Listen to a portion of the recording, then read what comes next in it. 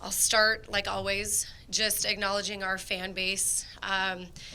Today was really, really special on paper, but it was more special in person because of their presence and the atmosphere that they've continued to create for us. So just to all of our fans, I can't thank them enough. I can't express the way that they impact the game, especially the students.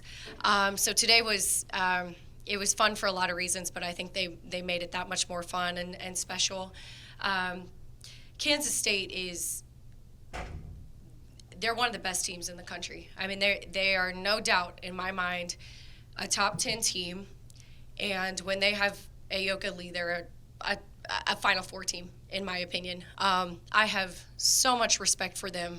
Serena Sundell is one of the best point guards in the country. She's a pro. And the way that they shoot the three is just, I mean, it's so hard to guard. If for anyone who's followed women's basketball this year, you know how good they are. And that's why I'm so proud of our team, because I think that we guarded incredibly well. Everything that we did today really started on the defensive end for us. But to hold them to 9 points in that first quarter, 11 points, 12 points, I mean that's incredible. Because I think they're so good. They're just hard to guard. They've got so many weapons. They're incredibly deep. And I said, I think before the TCU game, I said I went into the game thinking that they didn't have very many weaknesses. And I went in today thinking they definitely don't have any weaknesses. I just have so much respect for them. But all in all, I'm so proud of our kids because we all went into the bye week thinking we needed the bye week based off that West Virginia game. And then I have all these plans as a coach, and I was reminded that I'm not really in charge because our whole team pretty much got wiped out with the flu. So we've got a couple players who played today who didn't get any practice this week. Tendon got one practice. Anna Gret got 2 practices. I mean, it was a tough week for us. It wasn't the recovery we thought that we would get, but I am so incredibly proud of the maturity that our kids had on really just a 2-day prep, not even with our whole team, to follow the game plan the way that we asked them to. And I think that we are also one of the best teams in the country, and when we're all playing and at our best, that's what it looks like. It looks like today, and it was just really fun to get back to Cowgirl Basketball today. On a Gret, 2 practices, and you start 8 for 9 from 3. Do you maybe ask Jacie to sit out some practices? No, we actually kind of talked about it. When I got sick, we had a one-on-one, and she reminded me that, like, every time, like, for some reason, like, every year I've gotten sick around this time, and, like, every time, like, I come back, like, it's been a good game for me, and I kind of, like, and she reminded me that, like, kind of the season I've been having in the first half of the conference was kind of, like, really inconsistent, I would say, and she just reminded me that, like, I am that player that can, like, do big things too, and, like, kind of, I took the time, like, while I was sick, like, I just took the time to, like, analyze a lot and, like, just kind of, like, let the overthinking things go and just go through me, and I think that came out pretty well, and I think that talk really helped. What does that feel like whenever you're 8 for 9? Does it feel effortless? Does it feel like you can't miss? Just kind of what does that zone feel like? It's more confident than, like, seeing, I don't know,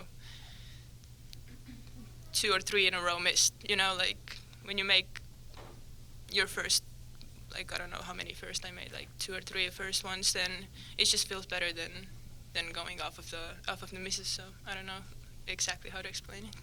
Stailee, at times we've seen Anna Gret sort of be more of a facilitator and set you and some other teammates up. How good was it to see her kind of have a moment today where she really took over? I think I said this last time, but I know G's going to do G things. Like, she shows up when she needs to. And the great thing about this team is she doesn't have to go 8 for 9 every game. Micah shot the ball really well today. We just showed up, and I think we had really, really good practices this week, even though we were down players. And I never had to worry. I never worried at all with the people that got sick this week. But I feel like we showed up. I think we play with the chip on our shoulder just because I do, at least, because I go back to the beginning of the season where we were picked 11th, and that I just felt something from that just because of how I was on the team last year and how I felt. And I just think she always shows up, so I never have to worry about that. And when she facilitates, she sees the floor, she knows the game. So, Jacie, Coach. you mentioned Coach, there might be kind of a narrative surrounding this team where inconsistency might be a thing here and there. I mean, wash out the West Virginia game last week, you're getting really good ranked opponents and winning. And then we kind of go into some maybe unranked games. How do you surround that narrative? How do you attack that? We've lost 4 games this season. We're a really great team. And even on some of our days where we're not at our best, we're still winning. And I think that's what the great teams do. The better you get, the better shot you're going to get from the other teams. And so we've learned that throughout the season. You can't relax. This is Big 12 basketball. It's one of the best conferences in the country. And not only are the teams really good, but when you've got that number beside your name, that ranked, number, you're going to get their best shot. And so I think that it's not necessarily that we've been inconsistent or been bad. That West Virginia game, I think, was a fluke on our part. Not to take anything away from West Virginia, but that just was not who we are. But outside of that, we slipped up against Houston. That was really the turning point, I think, for us of realizing, okay, you can't just go into this thing, thinking it's going to be easy. But I've been so proud of our team ever since then, and I don't think that we've really been inconsistent. I think some players have, had little shooting slumps here or there. The way we play, that's going to happen when you're relying so heavily on the three-point shot. But all in all, it's the strength of our group that we've got so many players that can kind of step up and help each other out when others are having those down games. So proud of this one because she has been so rock solid for us and so consistent, not just in games, but in her preparation. Even today, start of the second half, we didn't come out the way we needed to, and I just could look at her and say, you got to fix it. And that's what she does for us. She carries us. And I think it's her stability and consistency that's kind of given everyone else confidence and helping us be consistent too. I think that everything that we've experienced is just pretty normal.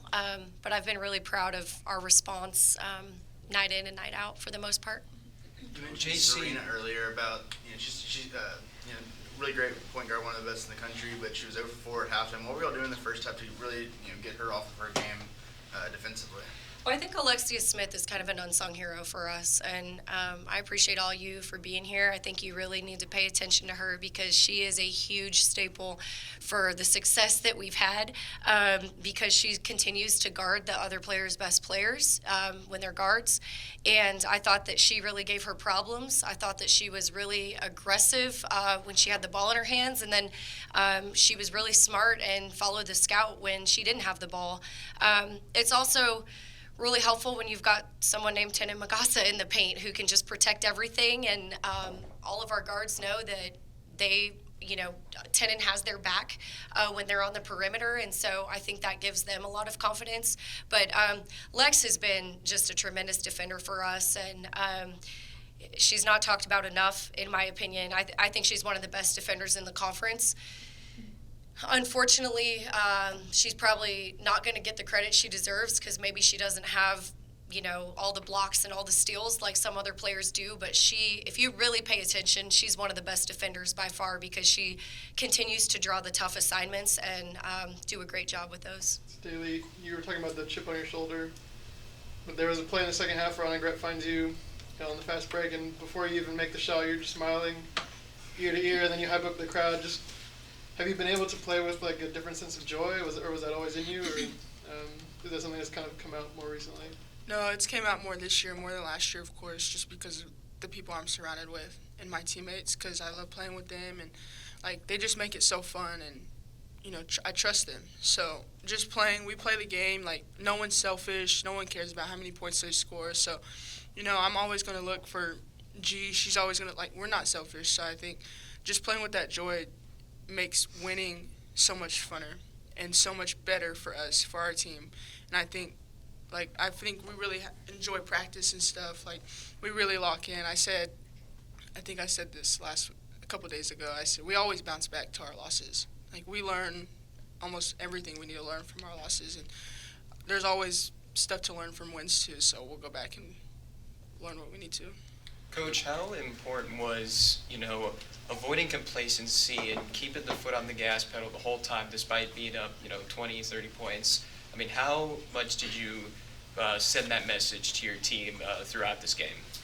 I think today was really important for us for a couple reasons. Number one, we knew that who we were that West Virginia game was, like I said, a fluke, and we needed to get back. We needed to get our swagger back. We needed to remind ourselves who we are and just come out with that reckless abandon mindset, and we certainly did that. So part of it was about proving it to ourselves, and then the other half was just we said we want to make a statement, and I think we made it. We made the statement we wanted to today. Coach, obviously, some of the biggest games still to come, but you look back and after TCU, you kind of talked about some legacy games and record-setting already all the way throughout this year. When tonight, record-breaking crowd, right, for you, one of the highest of wins versus a ranked opponent like that. When you kind of look at that, what does that do for kind of the trajectory of this program, and especially for, the girls that you're coaching, especially like Anna, Gret, and Stailee, who have been with you throughout this journey? Well, it's, first of all, a testament to staying loyal and true. That's what we say here, loyal and true. And these two, man, I could cry because we've been through some ups and downs, and they stuck with it. They stuck with me. They stuck with Oklahoma State. And I will always stand by them, and I will never forget that. And so, first of all, the fact that they stayed, wow, I think it says a lot about who they are, because we're living in a day and an age where things get hard and people just jump ship, and they're not willing to stick with it. And these two did, and they're being rewarded in the biggest ways this season. And so I just think I thank God for that. I thank God for them, and I'm thankful that they're getting to see what happens when you stick with things, and to have all the records that we have this year. I mean, we've kind of had records in different ways, right? We've had scoring records. We've had winning type records. Today was our fans, and so I think, number one, I just thank the people who stuck with it when it didn't look like it did today. But number two, this is Cowgirl Basketball. If you come play at Oklahoma State, you're going to get to play in front of a crowd like that. If you're from Oklahoma, stay home, because you get to play in front of all those types of fans and friends and family. We had two Oklahoma girls out there today just lighting it up in Stailee and Micah, and I mean, that's special. So, I hope that people take notice of that. But all in all, we're on the move, we're on the rise, and we're not going anywhere this season or even in the future. We had a lot of players on the floor that we plan on being back next year. So I think it just speaks volumes to where our program is and how special everything is that we're building. Jacie, with the talent Kansas State has, you talked about how good they are. Would it be safe to assume not that the result surprised you, but that the way y'all got the result maybe was a little surprising today? Yes. I mean, I didn't think we were going to go into that game and win by 30. But I knew that I liked the response of our kids in practice. I liked everything about their mindset. Being sick was never an excuse for them, not one time. In fact, we kind of spun it and we talked about the greatest player of all time Michael Jordan. I always have to give my kids, they all think LeBron, but yeah, smart girl. I had to ask Gret who the greatest player of all time was because she knew the right answer also. But we talked about his flu game, and we just said, hey, we've been writing these amazing stories for ourselves all year long, and today we get to write another chapter. It's just got a little bit of adversity, and that's the fact that we all had the flu and we're sick, and they took it and they ran with it, and it was especially for her. I said she had her flu game, but yeah, I felt good about our preparation, and we just talked about how aggressive we wanted to come out. That was really important to have a fast start based off the start that we had at West Virginia, and I'm really proud of our kids and the way they responded. Stailee, I feel like you didn't like that question. When I asked her if surprised about how y'all won, you kind of shook your head. You're not surprised that y'all were able to win this way, then? I mean, honestly, I feel like that's just who we are. When we show up and play like we're supposed to, I didn't expect to be it by 30, but I mean, when we play like we're supposed to, we string together a full 40-minute game, then I feel like that's who we are. Coach, tonight, so tonight Praise got 9 rebounds in a span of 15 minutes. Just, what were your thoughts on her performance tonight? Praise just does so much for us, and she's another one of those unsung heroes. There's not a more selfless kid out there than Praise, and there's not a harder worker. She's going to give her very, very best every single day, and she's tough.